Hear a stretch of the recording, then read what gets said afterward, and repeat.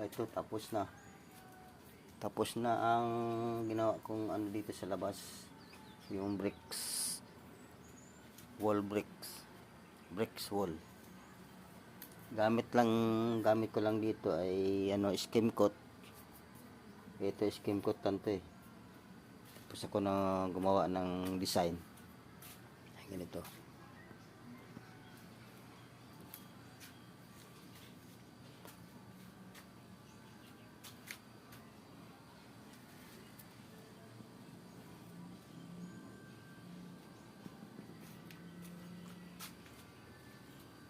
Yan ang isunod ko. Ito na naman. Pero ang gamit ko dito, gawin kong ano to, yung haspi. Parang kahoy dito.